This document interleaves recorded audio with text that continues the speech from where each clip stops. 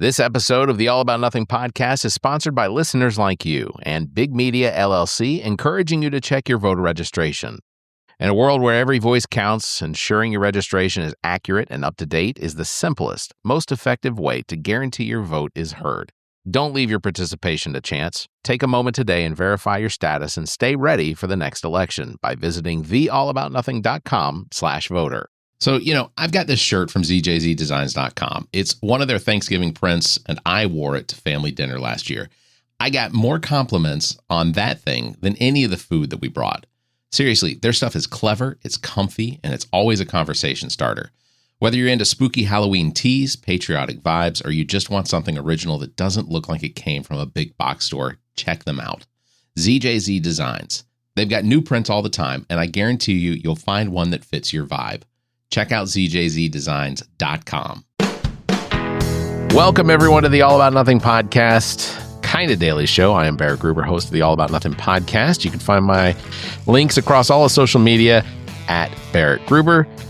Brock is not here tonight. His duties with the Blythewood Town Council have him occupied, and so he is not able to join, but he will be back on Wednesday, so make sure to tune in for that as well. I mean, stay here too, because, I'm here. Want to remind everybody, new episode of the All About Nothing podcast came out today. Got invited out by Alex Avenger, who is the owner and coordinator of the Everplay Sports and Social League here in Columbia, South Carolina. We called one of the best kickball games that I have ever seen. High scoring. I think the score ended 23-17. It was absolutely fantastic. League registration is now open for the fall leagues. It is open until August 19th. Late registration starts on August 20th, but there are a lot of leagues available. Soccer. Before I say the leagues I don't know, I will say the leagues I do know. Kickball, bowling, softball. So plenty of leagues out there for everyone to join. It's absolutely a blast. You can go to everplaysocial.com to do that. Check out the details on all of the leagues that are currently available and register for 1 or 2 or 5 or however many you can fit into your schedule. It's a lot of fun. I'm going to be doing cornhole this year, this season. Bowling has been my go-to for the most part, but I think for a little while at least, probably not going to be doing quite as much bowling, but want to try out cornhole because it seems like it would be fun and maybe fewer people for me. I think one of the things that I have talked about on this podcast before is that I do have quite a lot of social anxiety. It's a weird situation. I wish I didn't experience it, but it is something that happens, and ultimately it is preventing me from being in spaces where there is a lot of noise and a lot of people. So I imagine that there are a lot of people out there that experience that, and we all wish that we didn't.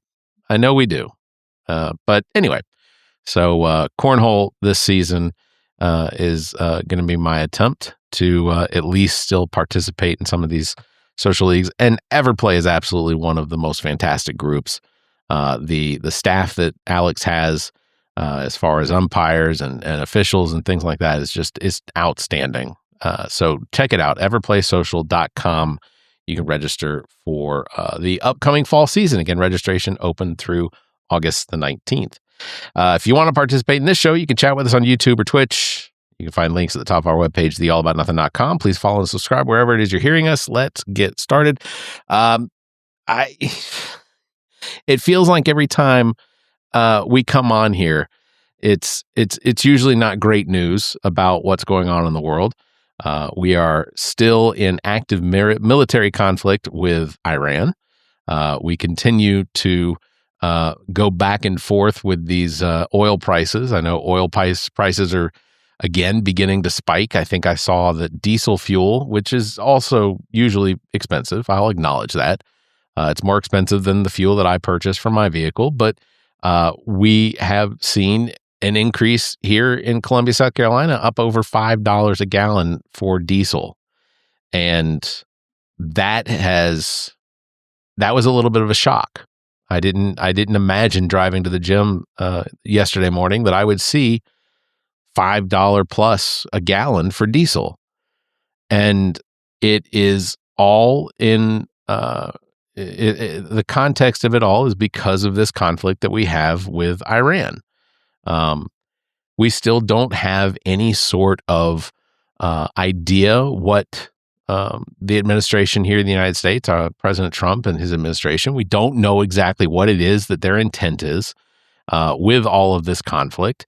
It doesn't really add up as to what it is that they are trying to accomplish.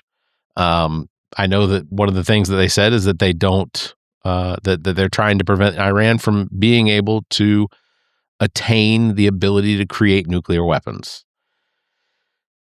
Just to point this out, during the negotiations that President Obama had in 2015 and were signed, I believe, in 2016, Iran had agreed to not seek enrichment of the fuels necessary to create nuclear weapons, that they were using it for energy and medical. And I get that there are going to be people out there that are going to say, well, we just didn't believe them. Well, they also allowed the UN nuclear inspectors in to make sure that they weren't. And that was not a group of Iranian pro individuals. It was a situation that that they did the same thing they did in Iraq and found that there was no nuclear weapons being created there.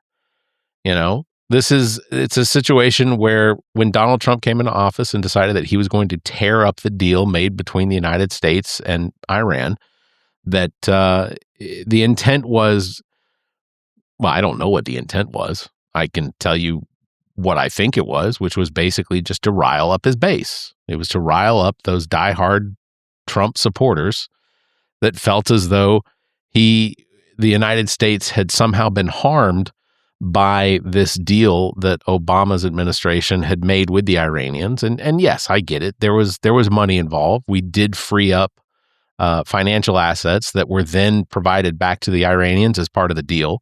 This was not money that we just handed to them as though it was ours and we gave it to them. It wasn't tax dollars. It was frozen assets that the United States then provided back to Iran that had been frozen since the Iran-Contra affair.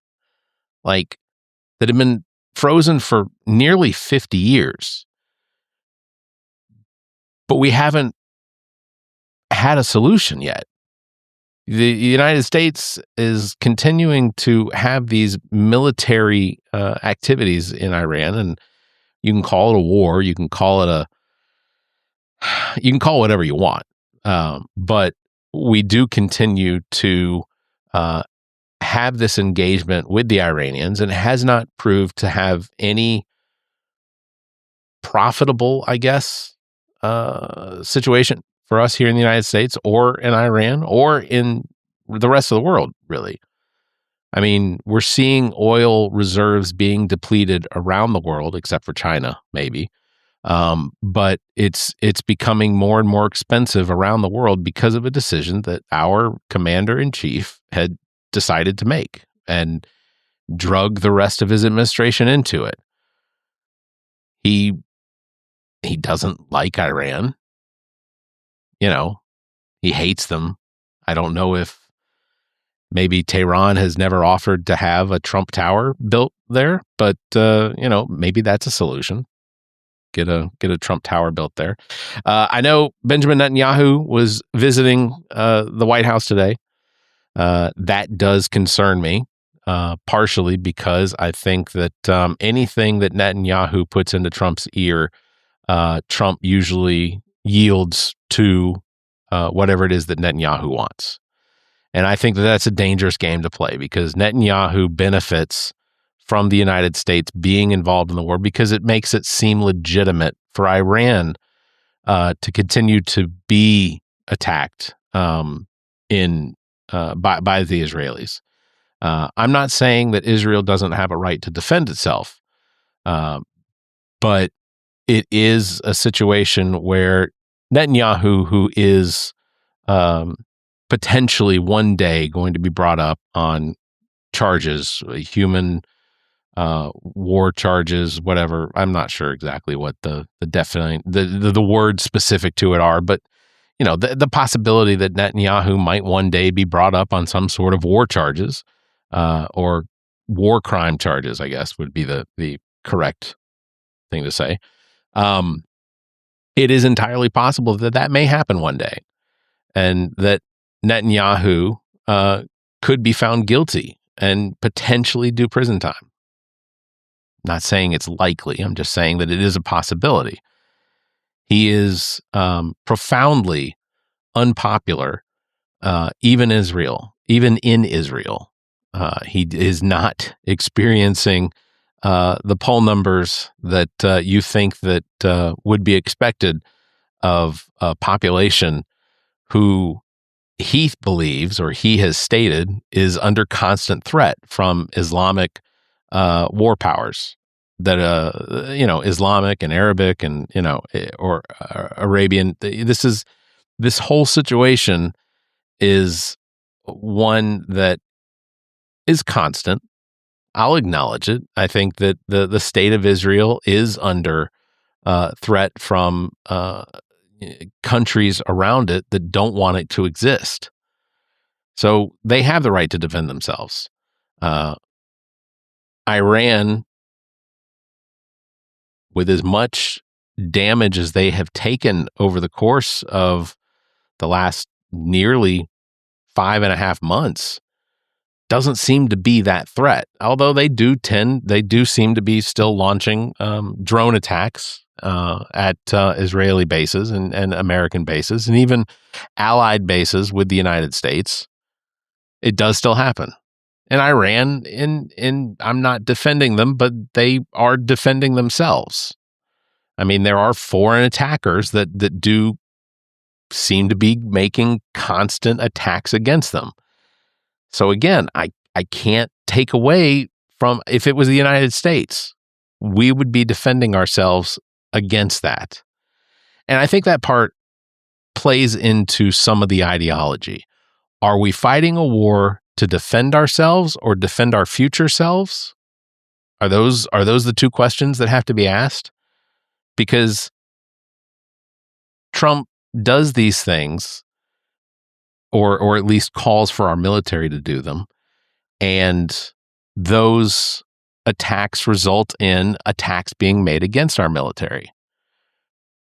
So it's difficult to figure out exactly what the plan is. What is the end game? Because we still don't know. We want to open up the Strait of Hormuz. Well, the strait was open before the war.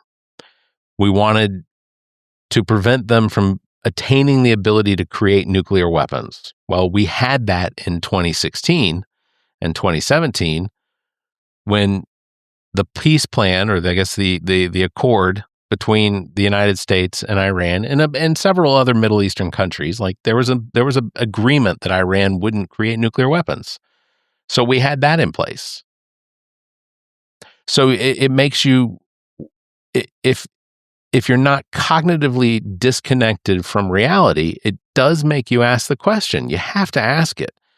What is the purpose of this?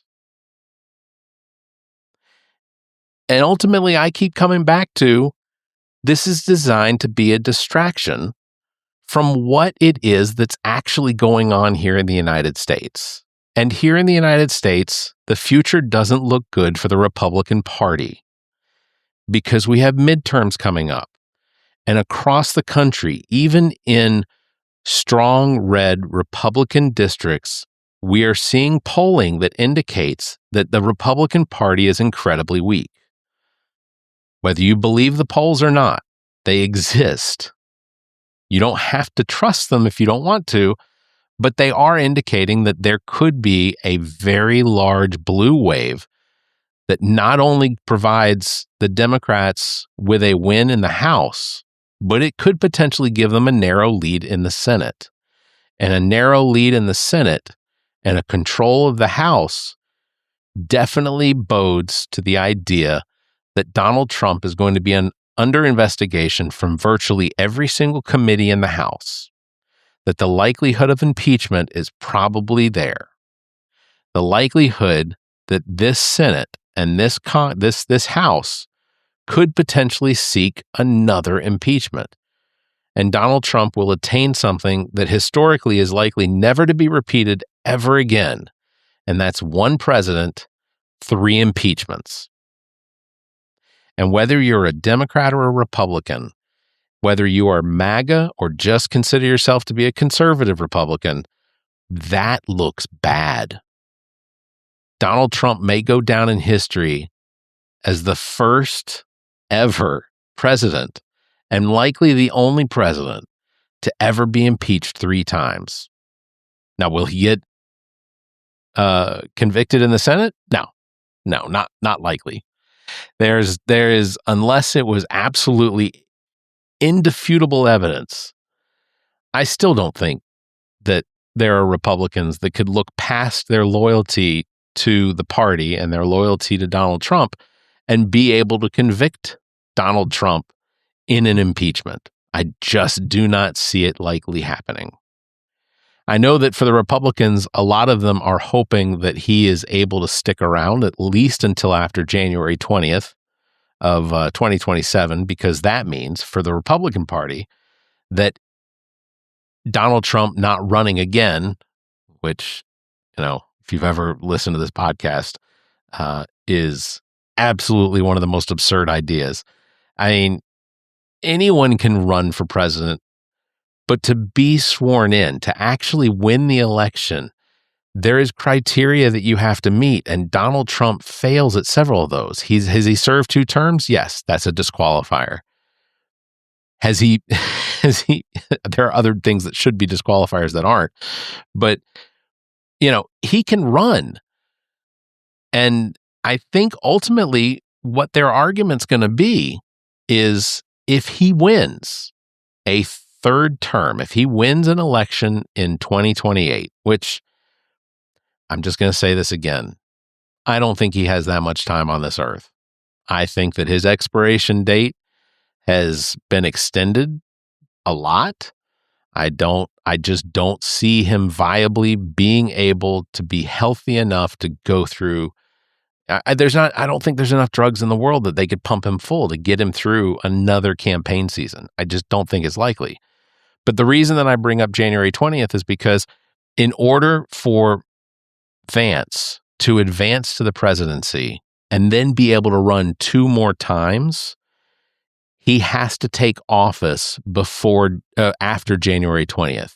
If he serves more than 50% of any term, then that term counts as one of his. This is according to the Constitution. He cannot run and win 2 additional terms if he has served more than half of the term that Donald Trump is currently in. And I don't know if I said that well enough for it to make sense, but just understand, if he is sworn in as president before January 20th, then he cannot run for 2 additional elections, based on the idea that he potentially would win any one of those. I think the likelihood is that Rubio would probably be the Republicans' pick for president this time around. So I think that the election for the Republicans is one of the things that they kind of like the idea that Iran distracts away, but it also takes a lot of value away from the Republican Party because they show day in and day out that they have absolutely no control over Donald Trump or what it is he's doing. I mean, they tried to pass a War Powers Act that would potentially take the ability of the president's military, organizing, I say that loosely, but his ability to control the military in an operation against Iran. They tried to pass a War Powers Act to take that away. It failed. The Republican Party with Donald Trump at the top of it is incredibly weak because they have no ability to work with this president. And obviously the Democrats are just as weak because they have no ability to work with this president anyway. I mean, he's made it very clear he has zero interest in doing anything with the Democrats. We literally had a bipartisan housing bill that was designed to set moratoriums on the number of homes that some of these corporations that are buying mass properties, mass single family housing, and he wouldn't sign it. It had to go into law without his signature on it. That is just how weak these parties are with Donald Trump as president. And the fact that it doesn't seem like the Republicans are bothered by it, even though they admit day in and day out just how uncomfortable they are with some of the things that he's doing. So the Republicans, this is a distraction, I think, from what is likely going to happen in November after the general election, which is that the Democrats will likely take control of the House and could potentially take control of the Senate. So Iran is a distraction from that. But the biggest thing that they're trying to distract from is the fact that the Epstein files still have not been released. A federal judge this week has already sent a memorandum basically saying that the DOJ has to release all of the rest of the Epstein files and explain why there are redactions. There are redactions on pages that literally have nothing but a list of names, and above that list of names, it says co-conspirators. Why are we afraid or why are our representatives, why is our Department of Justice, why is our president afraid to release the names of co-conspirators with Jeffrey Epstein? If Donald Trump isn't guilty of something, then he shouldn't have any issue with those names being released. Because ultimately, Donald Trump has been the same person almost his entire adult life. He has always been a person that has only ever protected himself above his business, above his friends, definitely above his children, above his family. He has always only looked out for himself. That is, you cannot look at his past and not come to that determination. So if this list has if these Epstein files have a list of co-conspirators and a title above what has been redacted, if it has a list of co-conspirators, there's no reason why Donald Trump shouldn't order the DOJ to go ahead and unredact that and release that information, because he knows he hadn't done anything wrong. Unless he's done something wrong. If he's in that list, then obviously that's why he's still protecting it. That's why he's got Todd Blanche in the Attorney General office to protect Donald Trump. Todd Blanche has already admitted that above everything else, he is Donald Trump's lawyer. Oh, I'm sorry. He used to be Donald Trump's lawyer. He's still Donald Trump's lawyer. I mean, if he doesn't get confirmed to be the Attorney General, he will likely go back to being Donald Trump's lawyer. That I believe is inevitable. But I think that Iran is still an attempt to distract the United States away from the fact that Donald Trump's Department of Justice has not released all of the Epstein files and hasn't released any information on why the Department of Justice has redacted so much information from them. They have literally outed victims of Epstein and still protected the co-conspirators of Epstein. And I get that someone potentially listening to this thinks that I'm just trying to be a shithead and, talk bad about Trump or his administration or Todd Blanche or the Department of Justice. But also think about the fact that we've already lost one Attorney General because of the Epstein files.